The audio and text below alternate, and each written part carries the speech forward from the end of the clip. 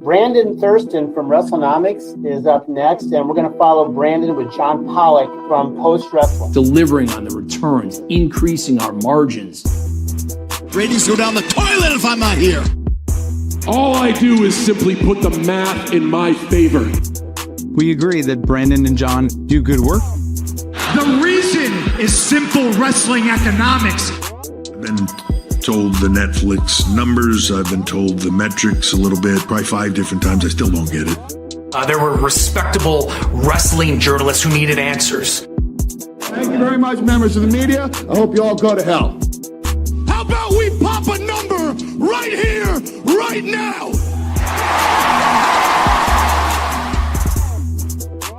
Whole part of the show, man. Hello, everybody. It is John Pollock and Brandon Thurston. Joining us today will be Paul Levesque to break down big data and panel. Are those numbers going to make any more sense to him? Oh, wait, I just got an email. Scratch that. Hello, Brandon. How are you? I'm fine. How are you? I'm doing great. I'm doing wonderful. We're starting the countdown, everybody. The wrestling industry, as we know it, as a television property, it's coming to an end. This is going to be it. The final year of Hiroshi Tanahashi, John Cena, and wrestling television. It's all coming to an end. It's cratering. We have got numbers to dissect. We've got SmackDown numbers. We've got Collision numbers, plenty. Some original reporting from our man Brandon Thurston, who is going to be going through some government records that he got his hands on.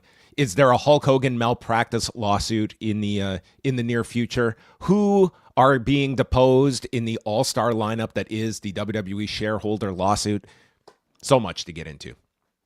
We even had a Bushiroad shareholders meeting. Nothing really newsworthy, but we do have a transcript of it that is translated by machine learning into English. What is the difference?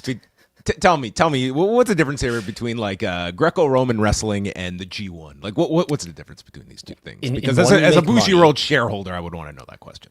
That there's discussion of that in the Bushiroad. Did I say it's a New Japan shareholder?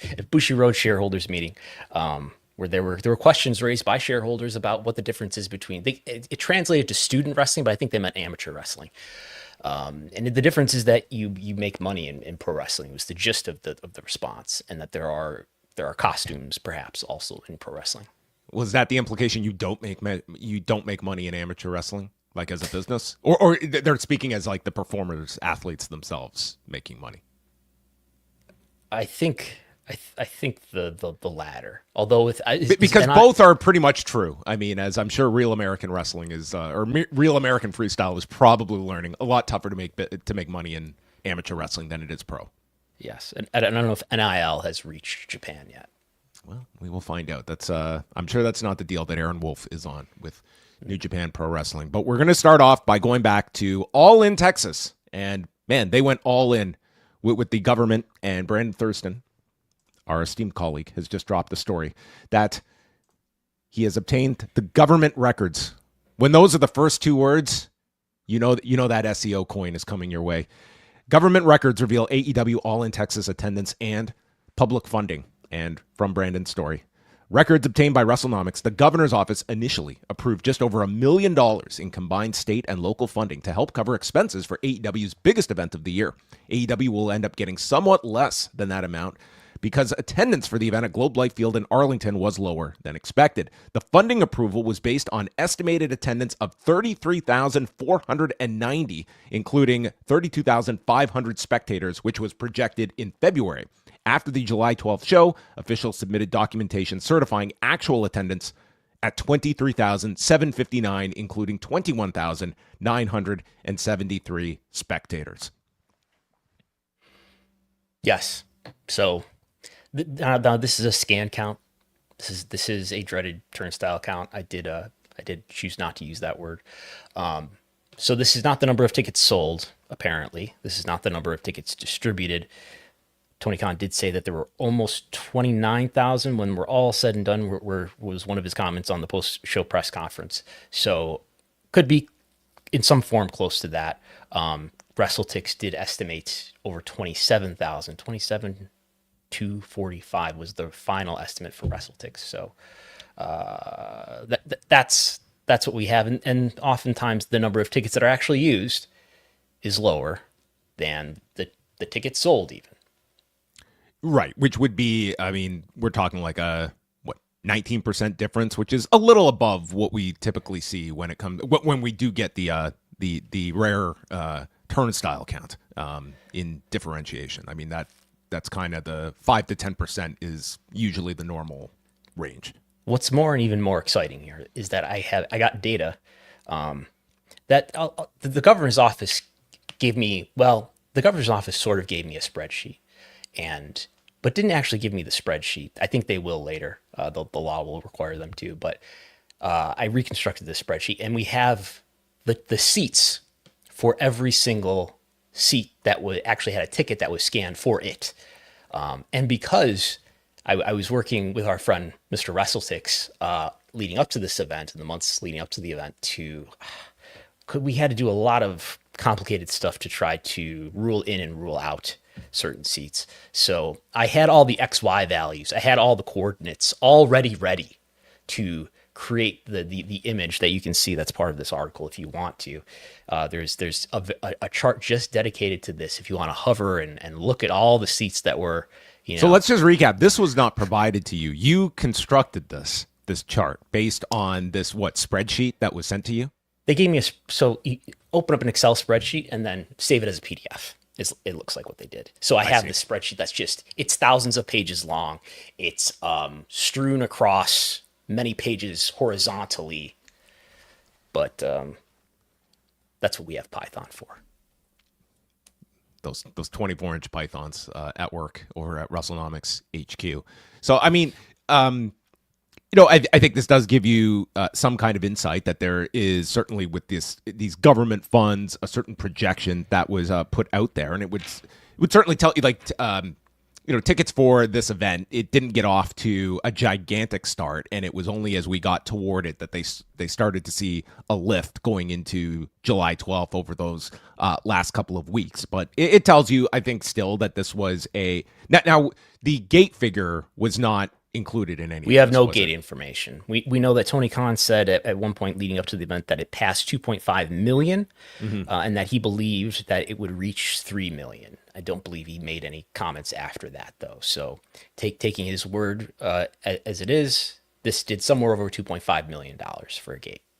So, I mean, this is still among the all-time highest gates in AEW's history, like taking out the Wembley shows. Right. Probably the highest, if not for the two Wembley shows. Yeah, that would be number 3. And I think he said as much that it was the highest North American gate. Anyway. From this, what else were you able to obtain in your digging that you were able to find out? It looks like there were a number of events that were initially at least planned on paper that were to happen at the esports stadium. Despite being a stadium, it's a relatively small event compared to major arenas. But they're in this big application that they had to submit, which also included an estimate of the number of spectators who would attend. And they're also considering the staff, the talent, the personnel who are going to work the show, who are also traveling in mostly from outside the area. They're going to consume hotels and food and shopping and everything. And that's going to help create a positive economic impact for the local area. Anyway, they submit this big package, and included in it was a list of events that were going to take place, including some events that never took place, that were never announced. So, of course, we have All In itself. We have Ring of Honor Supercard of Honor that did take place at Esports Stadium. We have the StarCast event that did take place at the Sheraton Arlington Hotel. But also, there was this CMLL. It's written like this, CMLL Lucha Libre Resurgence, that was at least at some point planned to take place at the Esports Stadium. That would have been on the Thursday night, I believe this is. And then there's an AEW music showcast featuring Fozzy and Swerve that would have happened as part of this weekend on the Friday. And a New Japan Strong Style event that is entered in here as 11 a.m. on Saturday at Esports Stadium. And there's another music event here as well, wasn't there? Maybe not. But there's also maybe that would be the after party after CMLL Lucha Libre.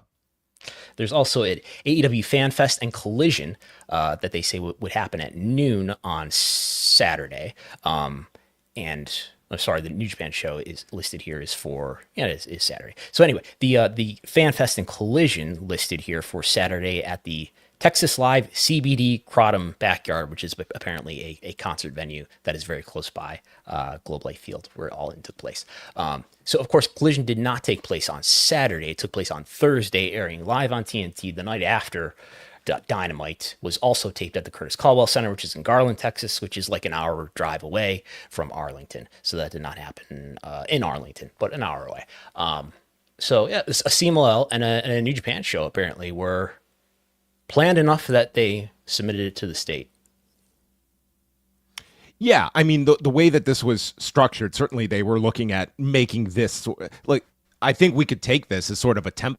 Like, if Tony wants to, in fact, do this sort of mini kind of festival to counter WrestleMania in Saudi Arabia in 2027, I think you could be looking at some kind of similar setup to this when it comes to like a US-based event with surrounding conventions and shows that it and would there were some GCW shows that surrounded this, right? This is when the Sabu match happened? No, that was back WrestleMania weekend. My bad. Sabu had passed by this point. But okay, so it's it really this presents a structure that would look very much like what WWE does for its WrestleMania weekend. This is an AEW version of it, where you'd have takeovers and all these other shows surrounding it. So this would have been an even bigger weekend had they done it. But maybe given that the attendance, given that they overshot on their own attendance. Now, mind you, this is February that they submitted this application where they listed 32,500 was their estimated number of spectators. And I believe that refers specifically to the big event, All In. It is not sort of a summing of all of the events. So 32,500, and they ended up certifying just under 22,000. And I looked back at what WrestleTix had estimated as tickets distributed on the nearest day after they submitted this on February 4th. And on February 9th, WrestleTix had the estimated tickets distributed at that time as somewhere over 11,000, but under 12,000. So it seems like kind of a lofty estimate to anticipate that you're going to draw 32,000 when if WrestleTix was accurate, which it, in the final number, it seems to have been fairly accurate, to think that while you had between 11 and 12,000 tickets distributed, somewhere in that ballpark, that you're going to draw 32 is quite lofty. Yes. Brandon also mentions attendees from 49 of the 50 U.S. states, Puerto Rico and Washington, D.C. were accounted for. Wyoming, they were not. Wyoming. They weren't into Hangman going for this belt. They were Death Riders fans.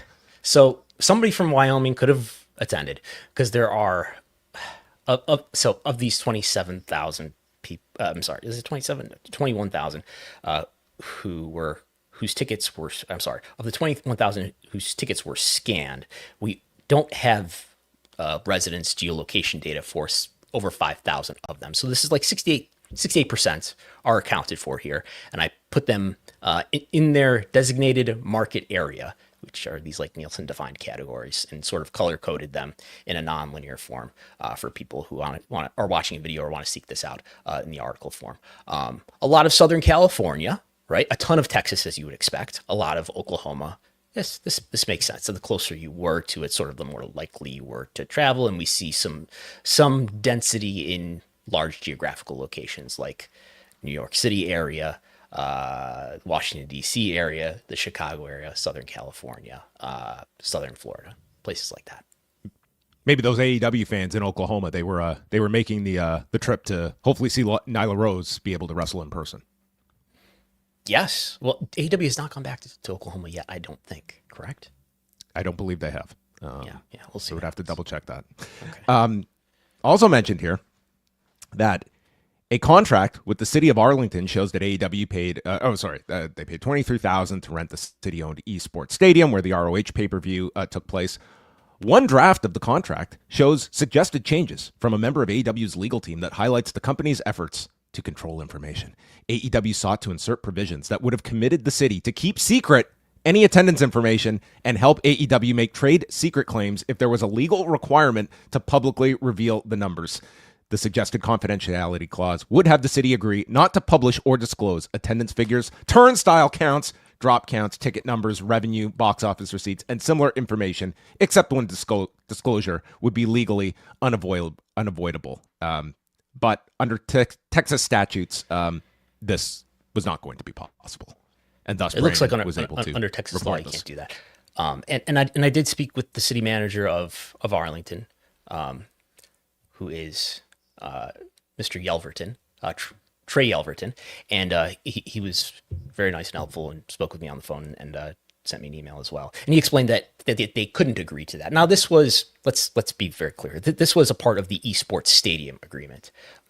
We do have the event trust fund agreement that is connected to this whole weekend, and it's connected to the Globe Life Field event. And I don't have any drafts. I can't tell you that they propose the same thing for that contract, and maybe this just sort of rendered any effort to do that moot anyway. But this was specific to the esports stadium rental. But yes, this is apparently there are very few cases, is my understanding, where you as a public entity can agree to preemptive arbitration. Oops, wait, that's a different thing.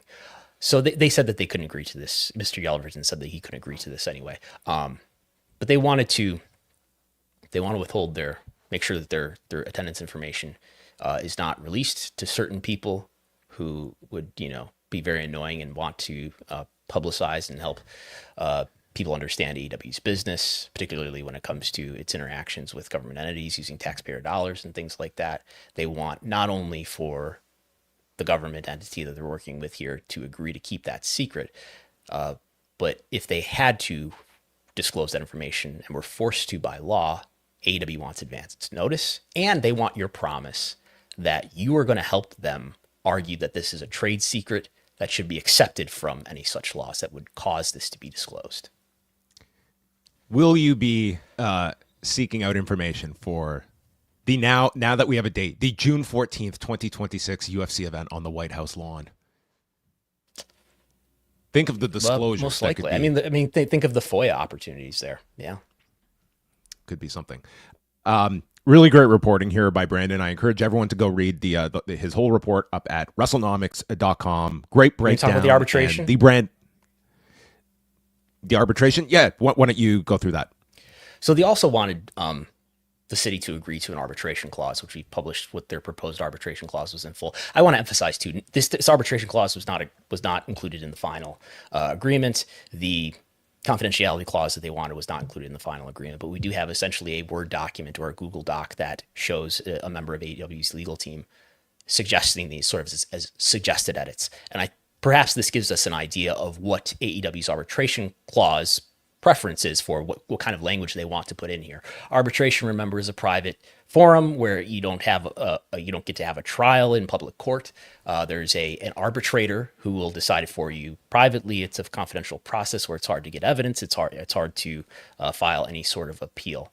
And they wanted an arbitration clause. They wanted the city to preemptively agree to resolve any disputes in arbitration. And that is an issue where there are very few cases where a city could, in Texas, agree to such a thing. So they cannot agree to that arbitration clause. We've seen arbitration become an issue in AEW lawsuits involving Nick Nemeth, involving Kevin Kelly and the Tate twins, and in both cases. Just correct, Ryan Nemeth, not Nick Nemeth. I'm sorry, Ryan Nemeth, and we've seen in both cases those disputes have been sent to arbitration, and most recently, in fact, by the way, the Kelly and Tate's appeal that they filed in the 11th Circuit.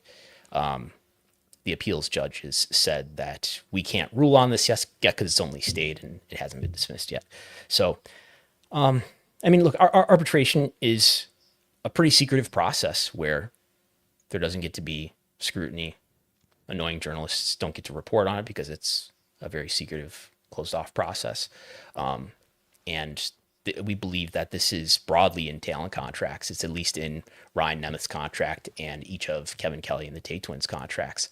I think it helps powerful corporations broadly across the economy evade scrutiny. And the criticism of arbitration is that they have these arrangements with arbitration providers like JAMS, which is AEW's arbitration provider, and there is arguably a conflict of interest there when you have a business arrangement with an arbitrator who may be compelled to decide in your favor. We thank our pal David Bixenspan for the super chat confirming, like Garfield It said. is the least populous state, Wyoming. I mean, I am told Wyoming exists, but if not for the UFC, Has anyone ever been I would there? never have come across Wyoming in my life. But all due respect, if you live in Casper and you happen to go to All In Texas, please reach out to us and let us know, and we will correct the record. All right, let us go on to our big discussion on big panel plus data, or big data plus panel. Sorry, everybody. I will also alert people that we did interview Douglas Pucci earlier this week from Programming Insider. And if you want to check out that interview, it's up on our YouTube channels, going through kind of the methodology, how Programming Insider is reporting on the new figures and such. And so we got the latest SmackDown viewership numbers, and just about an hour ago, the Saturday night figures came down for both the UFC 320 prelims and for AEW Collision. And we'll start off with SmackDown. So last week, under the new methodology, SmackDown had fallen to about 1,235,000 viewers, roughly, and a 0.35 in the demo. And this week, it fell to 1,030,000 viewers and a 0.23. So we're talking a 17% decline and a 34% drop in 18 to 49 from last week. And this from last week was the new methodology. This week is the new methodology. Yes. So this is comparing. If we were, because last week we got both sets of numbers, it would be an even more dramatic decrease if we were comparing it to the old methodology used last week. So we're only comparing it to the new methodology last week. So it's not even enhanced by an unlike comparison.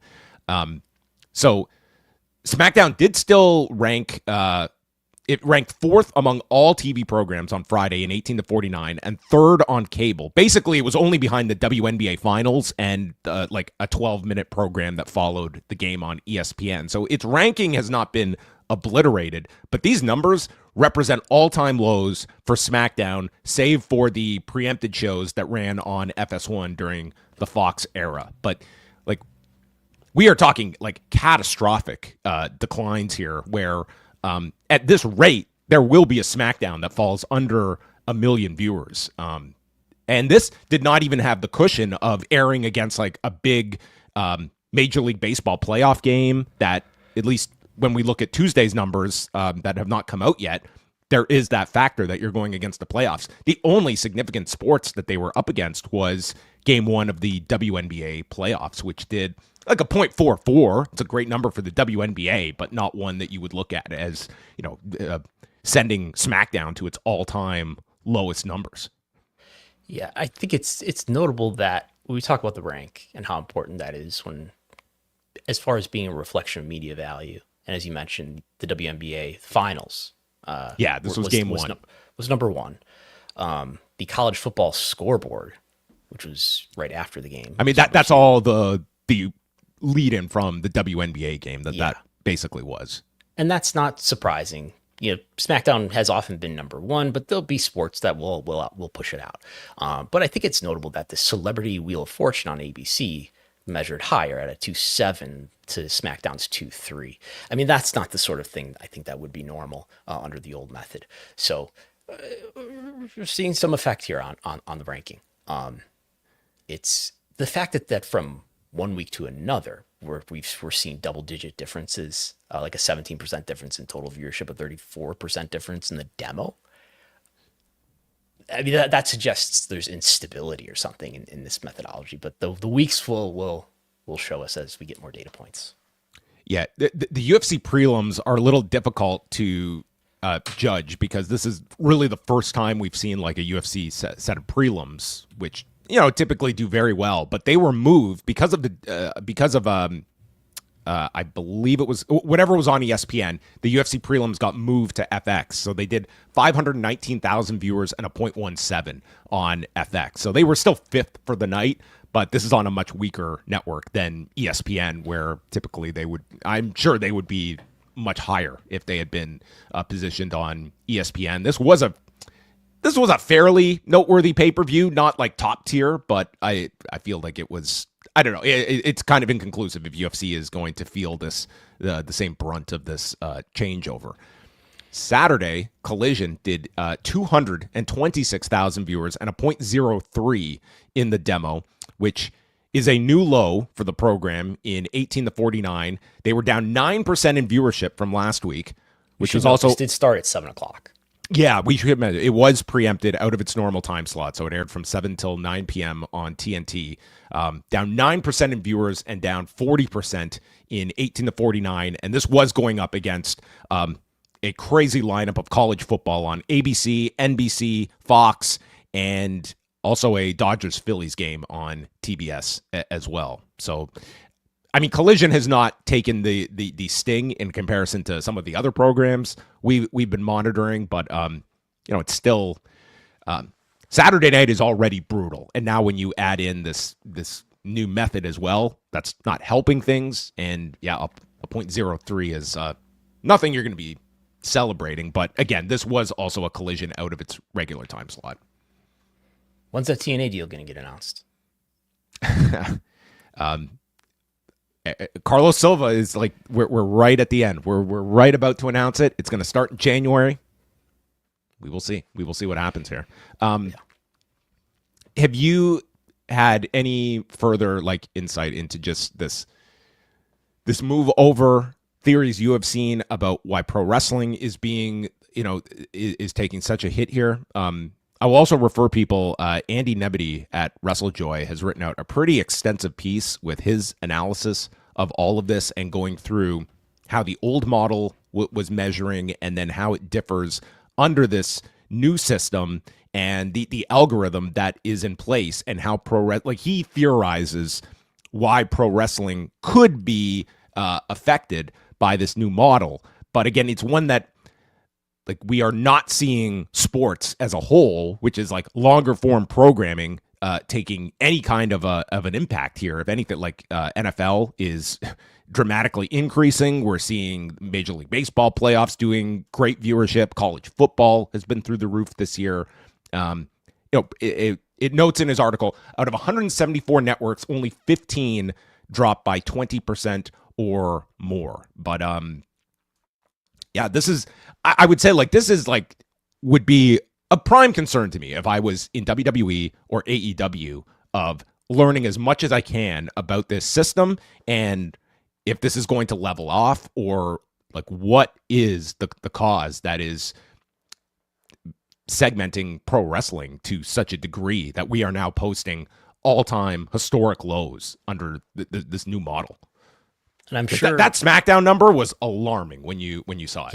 Yeah. I was working on this article around 10 or 11. I saw that come in. Endeavor is a Nielsen customer.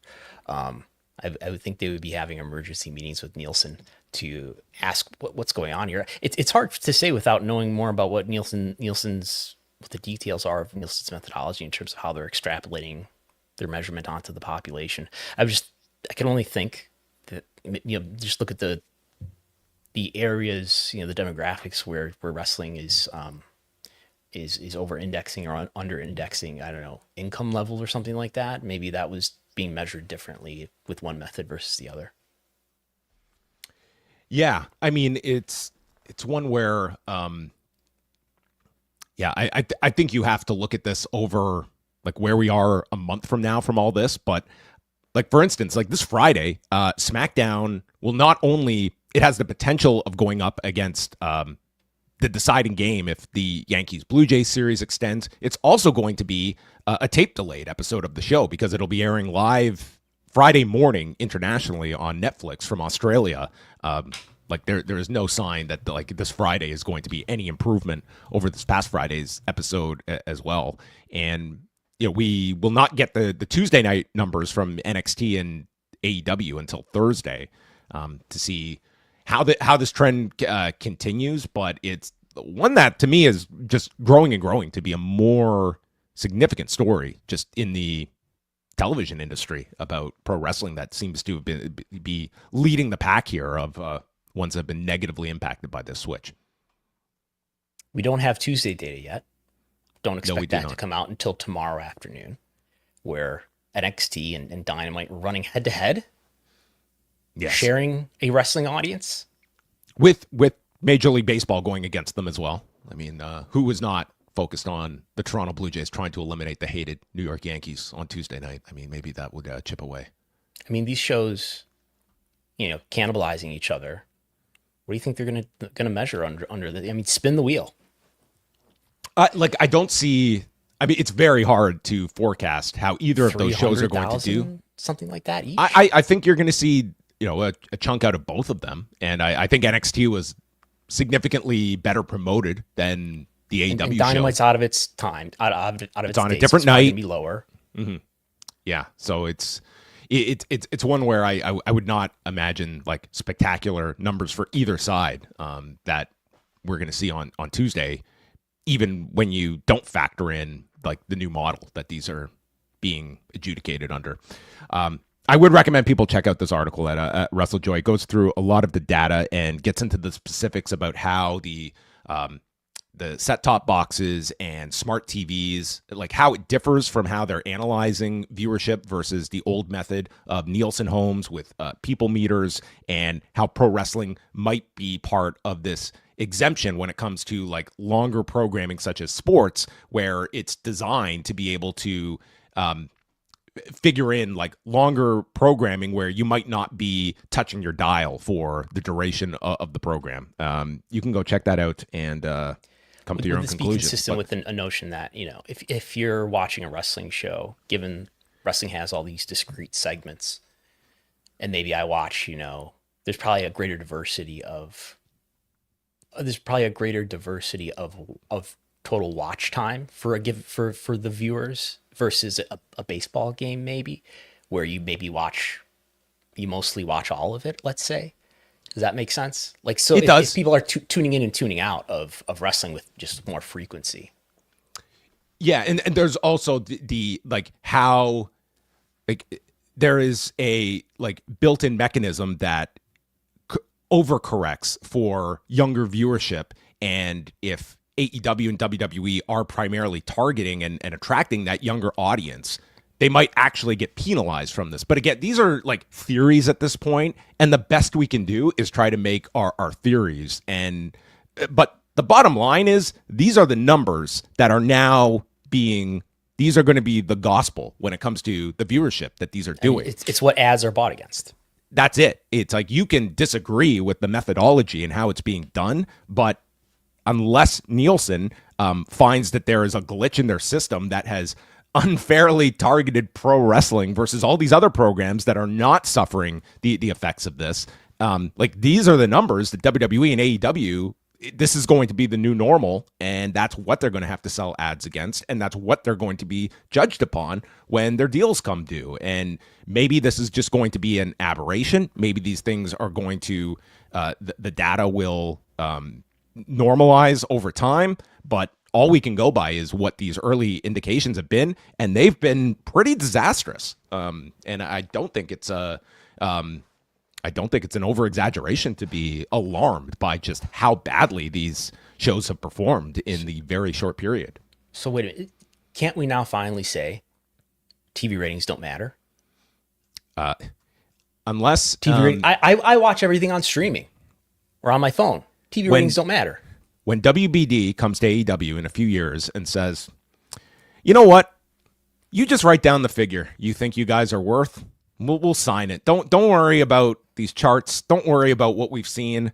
Just that's the day when television ratings don't matter to these networks. TV ratings are hard to understand. And they're harder than ever to understand. So a lot of people, it's very easy to just dismiss it because it's gotten extremely more complicated under this system. But they absolutely matter, or else they would not be like you can diminish where cable is going, but it is not a dead business at present for any of these operators. When things are hard to understand, it makes me feel better to just say that they don't matter, so that I don't need to understand them. Yeah, and that's what they're not is they're not a clean reflection of popularity, which I think is the predisposed mindset that people are often trying to read TV ratings with. They're not telling you necessarily the trends in a wrestling program's popularity, because there are a lot of external factors. Yeah. Yeah, and there's certain limitations we have when it comes, like as we've talked about, like we can't get the full grasp of AEW's reach because we don't have access to the HBO Max viewership. So I mean, you can assign whatever value you want there, but ultimately, like if you are WBD, you're looking at how many people is this show reaching, because the number of viewers that you have or the number of subscribers you have, like there is a value you attach to each one of those, and it was what can we convert into dollars from these people, and that's where this comes from. And it's one thing to measure popularity, it's another thing to look at, this is the number, how much can we extract from this audience? And some shows can do tremendously well with a limited audience if it's more affluent, if you are reaching a certain demographic over another.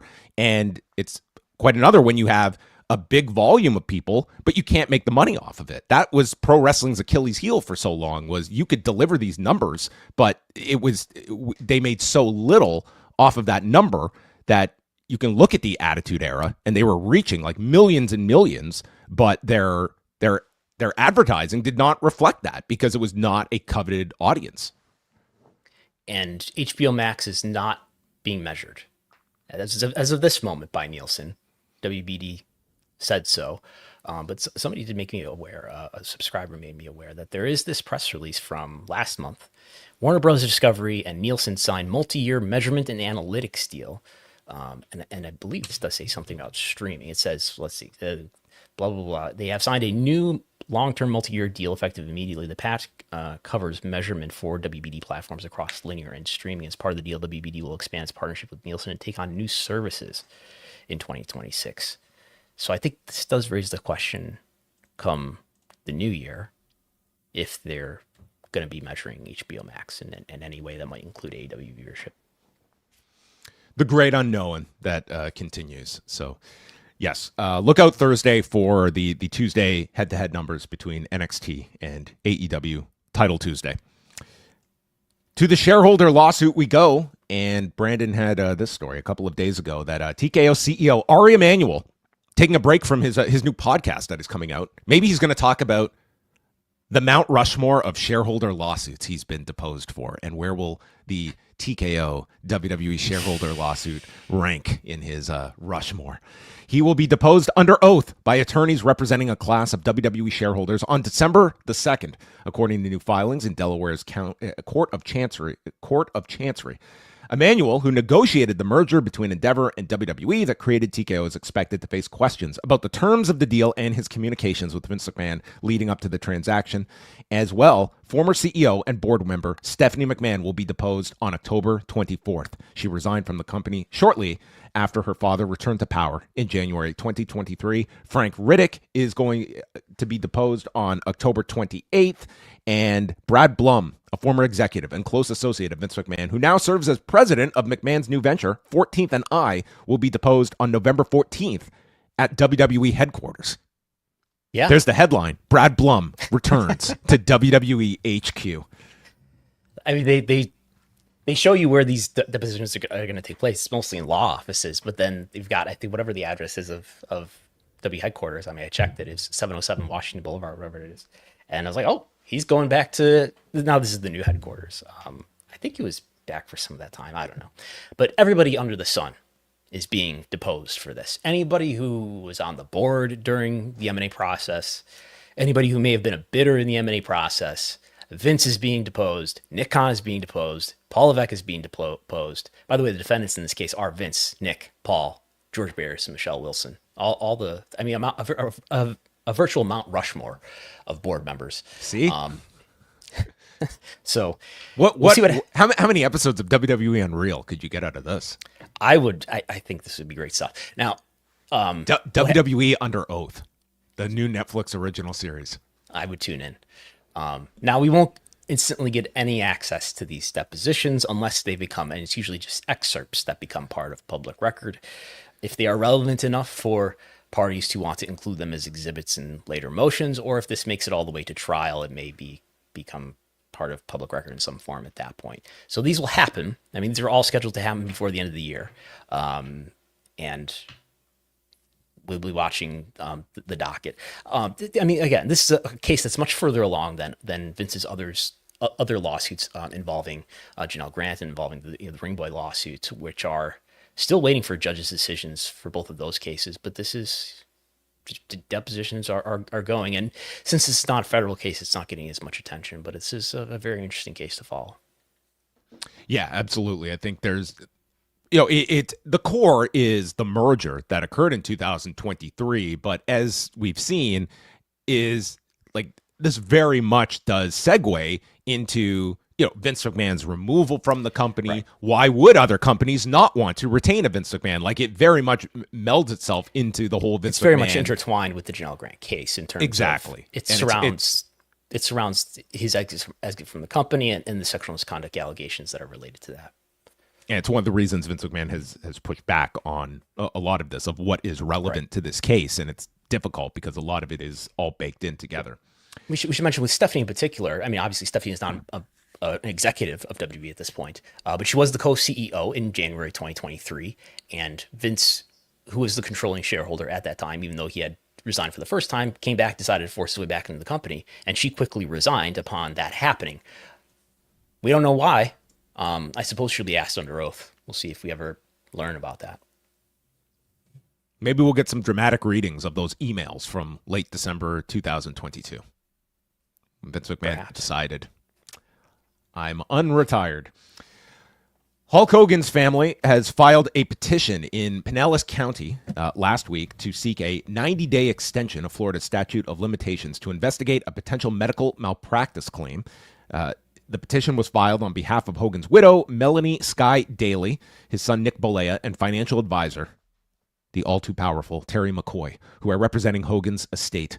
No lawsuit has been filed yet, and therefore there are no defendants in this matter. But the filing states that the family wants to investigate claims against the Tampa General Hospital, Morton Plant Hospital, 2 Florida-based doctors, as well as any and all other applicable healthcare providers. The petition cites a Florida law that allows a prospective plaintiff to automatically extend the legal time limit for 90 days while evaluating whether to proceed with a malpractice lawsuit. So nothing yet filed, but at least they are keeping their options open that a lawsuit you could certainly see coming out of this, with this being a necessary step to take if they want to proceed.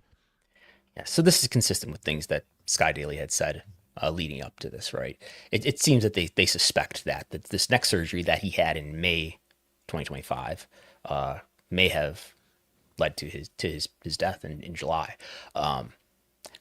So what this petition is doing functionally is getting a 90-day extension on the statute of limitations, which is a 2-year statute of limitations in cases of malpractice in Florida.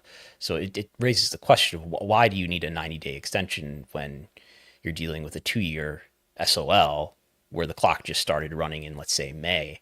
And I understand that this is just sort of standard legal practice to get an extension. I don't know, maybe you find something that occurred in 2023 that is relevant, or maybe there may be other reasons, but I'm told that this is a standard thing to do in such a case. There's not, it does raise questions, but it seems like there's a reasonable legal explanation.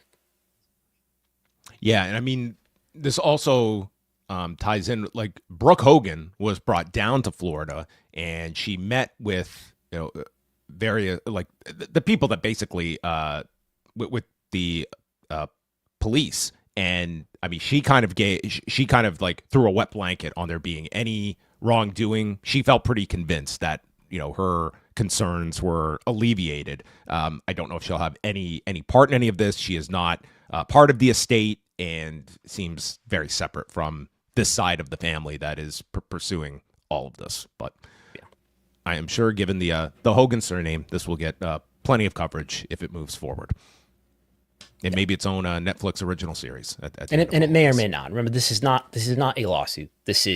We're investigating the possibility of filing a lawsuit.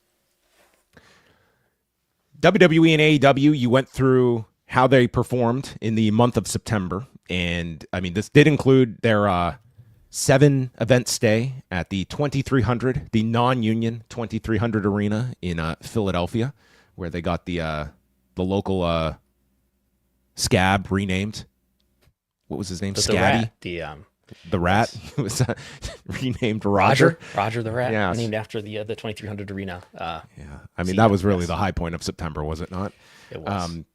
So, yeah, kind of hard to look at AEW in that sense when so many of their events were here at Philadelphia. They were basically like they filled the place for all these nights. It was a capacity of 916 people. And then their big event of the month was the All Out show in Toronto, which did 12,222. This was down 10% from their last time at the venue, which was Forbidden Door in 2003. And then we also have a comparison in Pittsburgh, which was a fairly good market for the company in its like earlier days. But I mean, it was way down for this recent return at the Peterson Event Center with just under 3,000 people, which was down from 4,500 for last year, which I believe was the 5th year anniversary show that they did 1 year ago. Britt Baker have been on that show? I believe she would have been there a year ago. That's almost the time that she was had disappeared. I do believe Britt Baker was on that show a year ago. So we could say from this, Britt Baker is worth 1,500 fans, maybe. That's it. The doctor was not in for the return. But I do think this is the most meaningful comparison that we have in this month of September, right? We have a bunch of 2,300 arena shows. Okay, they went to capacity. The Toronto show was down from the last pay-per-view in Toronto, but we're talking about numbers of 12,000, 13,000. And $1 million gate, according to Tony Khan. Yeah. But this one, I think it tells you the clearest, the most straightforward story is that this was a Dynamite in the same town, doing about 3,000. We're doing 2,900 versus 4,500, which is down substantially. The WWE comparisons, it kind of shows like two separate stories here. We have like the first half of the month, Chicago, always a big, strong area for them. I mean, they did 16,642. That was the episode that featured AJ Lee's return. That was heavily hinted at in the lead up. Plus you had Punk on the show. And that was even higher than back in April by 5%. Then they followed up. They had big gains in Milwaukee and Norfolk, Virginia. And then we get into a Toledo SmackDown, which was pretty much comparable. It was down 4%. The Indianapolis pay-per-view, we're going from Royal Rumble, which was at the stadium, to the arena. So that one's kind of, that's an outlier. Slightly down in Evansville, Indiana. But then at the end of the month, we see the SmackDown in Orlando, which, I mean, these are good. Anytime you're doing over 10,000, that's a very good attendance. But when we are comparing it, like there is a bit of a softening here from their last time. They were down 25% at the Kia Center for the September 26th SmackDown, and then down 16% when they went to Raleigh, North Carolina for Raw on September 29th, down 16% in attendance. So, I mean, I always have to add the caveat when we're talking about WWE these days. How does the gates compare? We don't know. The gates might have been higher with fewer fans if the ticket prices are up more than the differences in estimated tickets distributed here. So very much this could just be a matter of raising prices that has lowered demand, but that has increased revenues. But a unified platform, more personalization, more customization. I love it. Yeah. So who knows? As he said, he hates first day sellouts. Okay. That's right. Don't sell out instantly. Price it so aggressively that you get the most money out of people. And that's how capitalism works. Yeah. If you sell out in Des Moines and you want us to come back, you're going to pay for it. So don't sell out. If you're a fan of WWE, don't buy too many tickets, because if you sell out, it's going to be a lot harder to get a follow-up event. Call your local sports commission and tell them to pay big money for WWE to come to town. Yeah, find your version of Patrick Talty at the Indiana Sports Corp and bring WWE to you. It's going to cost you an arm, leg, and who knows how much else, but it will. They will come, but you're going to pay for it. But let's talk about the general trends real quick, because this is the end of Q3. We could just have like a spontaneous Q3 investors analysis here. We do have Raw still up in Q3. I don't want to get a cease and desist from Josh Nason, but we are talking about WWE here at the moment. Well, he does AEW, so it's fine. And we have SmackDown, 11,600 from 12,000 the prior year. So you could call that for virtually flat. Raw up, okay, but we do see some weakening in the market to market comparisons. Again, price could be ticket price affected, and we're seeing Dynamite way down, and that's part of that is residencies, but also residencies are that's the new strategy because of weakening attendance historically up to this point, and Collision. These are the events that are solely Collision without Dynamite that are down as well. Yeah, I mean, to me, like AEW, it remains at like outside of pay-per-views, and even this upcoming Wrestle Dream show. I mean, it has not done tremendous advance here coming up. The pay-per-view is a week from Saturday. It's on October 18th, and the last number we have for WrestleTix is 4,200 that they have out for that show. So it's going to be a big drop off from All Out. But I mean, their TVs, like we're talking like 2,800 last night at Daly's Place. It's like just under 1,900 for tonight at Daly's Place. They've got 1,400 next week in Kansas City. And then coming out of the pay-per-view, you got like 1,500, 1,300, 1,200. Houston, there's a show under 800 tickets out at this point. Like, that's just kind of the level AEW is at, and I don't sense any dramatic uptick coming anytime soon. WWE, I would still categorize them as pretty hot. Yeah, like at most you can say there's been a slight leveling off, but again, without knowing the gate figures that Brandon brings up, like again, you can't make a fully formed view of that because they could sell less tickets and they're just selling them at higher margin points. And we know how they love their margins. Yes. All right. Few more things to go through. We have the Raw viewership data from last week. So this was the final week where it aired at 7 p.m. And suffice to say, are they going to be done with the 7 p.m. experiment permanently, Brandon? We had 2.3 million views and 4.5 million hours viewed. This would equal the previous week's Raw in terms of views when it comes to their all-time lowest on Netflix. They ranked 8th globally and 7th in the United States among the 6 countries where it ranked. SmackDown last Friday, by the way, it ranked in one country in the entire world in the top 10. Do you want to guess what that one country was that placed Friday's SmackDown in the top 10 when it got destroyed on the USA Network? Was it Canada? Canada. They tuned into SmackDown because, my God, they were going to see Cody Rhodes and Randy Orton team up. They were just captivated. Not Bolivia, not Ecuador, Canada, the only country where it ranked. But Raw, 6 countries, and they go back. Well, they went back to 8 p.m. this past Monday, and the next Mondays will be at 8 a.m. Eastern time because of the show in Perth. Yeah, I mean, it's the lowest number so far, tied. I was struck by how exactly matched they were, both in terms of global views and hours viewed. Granted, we're only getting to the nearest 100,000 in both of those cases, but it was the lowest to date. And what does my estimate say? That it is. I mean, it's not like it's dramatically based on my estimate of the based on what we know about the debut and where it is now. That's not dramatically below where it was last year yet. No, we're not there yet. But like let's just be honest. Like, wrestling programming, it's coming to an end, right? We're going back. I think we're going back to a live event only business. I mean, it depends on how. A Northeast regional business, okay? The fear that Vince McMahon had in 1997. Couldn't afford Bret Hart's contract. He was going to scale things back. I think that's where the business is headed. I mean, that would be good for engagement and good, which is good for us. Monthly shows at the Garden, and that's it. I think that's what they should do. Yeah. I mean, it's getting close to compared to the old schedule. And TKO, they will report their third quarter earnings on Wednesday, November the 5th. They certainly at will. 5 p.m. Just a dreadful time, as always, to do their call and report all these things. But that is coming up next month. And yeah, we will see. Maybe we will get some insight into the ratings debacle if it continues over this next month.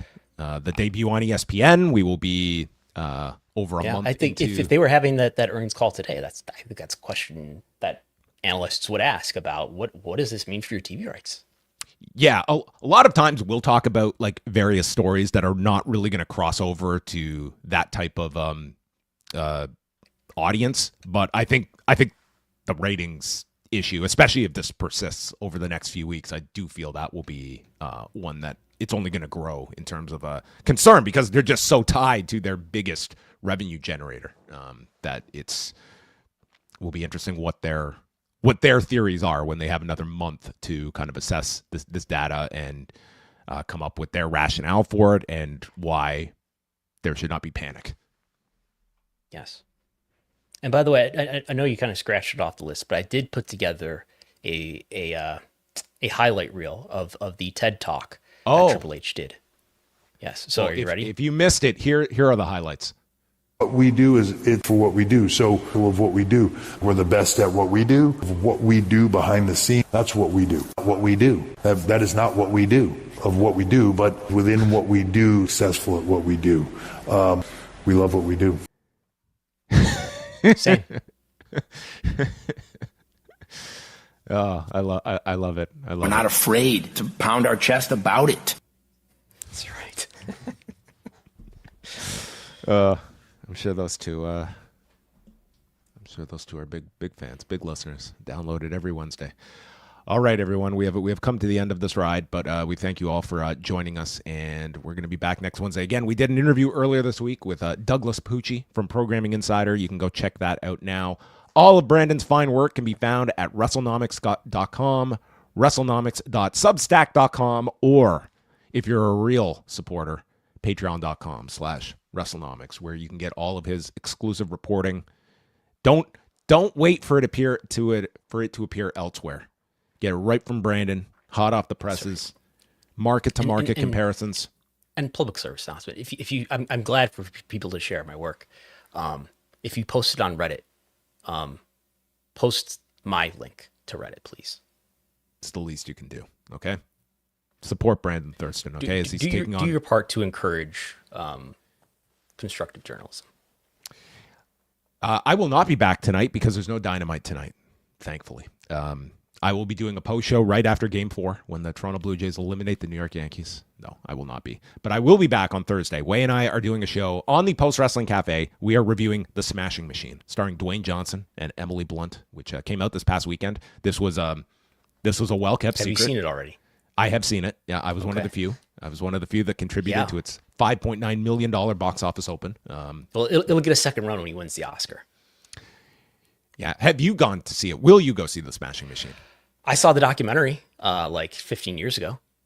I mean, it's very faithful to the documentary. If you are one that goes and like the Iron Claw, and there were certain things that just drove you nuts that were not historically accurate, this is not that. They follow the DVD pretty damn close. The is documentary. there an equivalent of the Ric Flair character in the Iron Claw? No, but if people remember the polar bear, Paul Varlands, I don't know if that was just like it was their last audition of the day and they just decided, yeah, you'll do. Not exactly. Like go look up Paul Varlands and then see who they cast for this, and it was quite the depiction that they chose to honor the late Paul Varlands. But yes, that will be the practitioner of trap fighting. I believe he was. Yes. Who could forget? Yeah, Paul Varlands. He did some ECW too, right? He did. Yeah, he did come into ECW to put over Taz as well. Yes. And yes, that will be available postwrestlingcafe.com on Thursday. And then going into the weekend, we'll have coverage of SmackDown, Crown Jewel, Bound for Glory, which is running at the Tsongas Center on Sunday night, and then plenty more to come. So you can check out that postwrestling.com, where Brandon Thurston swoops in every now and then and is doing news stories up there as well. And in the weeks to come, we are planning to do a Hall of Fame preview as well. I'm in the midst of putting my ballot together. Are you going to be putting together a ballot this year, Brandon? I suppose you have acquired a ballot for me, so I will consider it. I will look into it. I am Brandon's co-host / agent. Okay, I have to. I'm just the middleman. That's it for us. Thanks to everyone for tuning in, and we'll be back next Wednesday.